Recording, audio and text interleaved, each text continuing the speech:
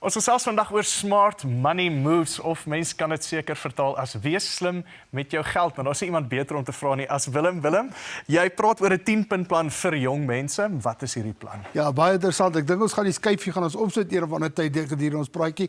En daar's nie tyd om deur al 10 punte te praat nie, maar ek dink wat vir belangrik is, ek wil so punt nommer 2, 3 en nommer 5 veral uitsonder vanoggend.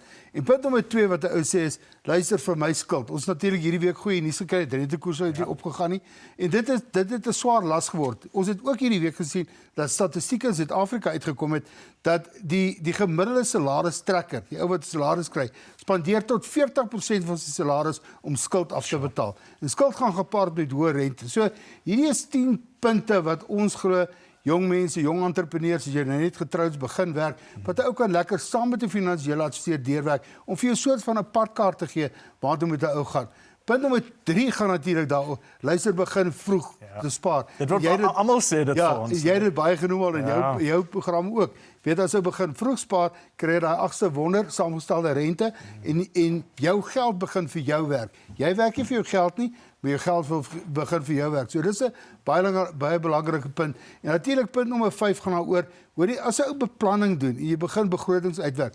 Begroot soos 'n CEO, begroot soos die baas van 'n besigheid. En dood eenvoudig wat dit beteken is 'n formule wat die ouens sê 50-30-20. Dit gaan daaroor, spandeer 50% aan dit wat noodsaaklik is, dit wat jy moet hê, spandeer jy jou geld daaraan, selfs in jou besigheid. 30% aan dit wat jy wil hê, daai luukse goed. Weet jy, ek wil eenmal 'n maand gaan uit eet saam met mamma of pappa, maak nou die saak nie. En dan 20% spaar of betaal skuld af.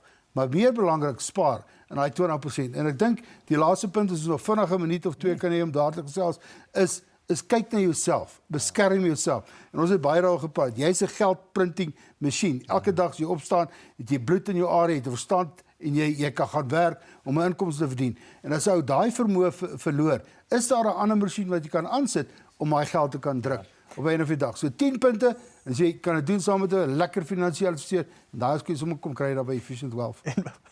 Baie dankie Willem. Ek wens ek het jou advies gehad omtrent 20 jaar terug, maar bitter dankie hoor.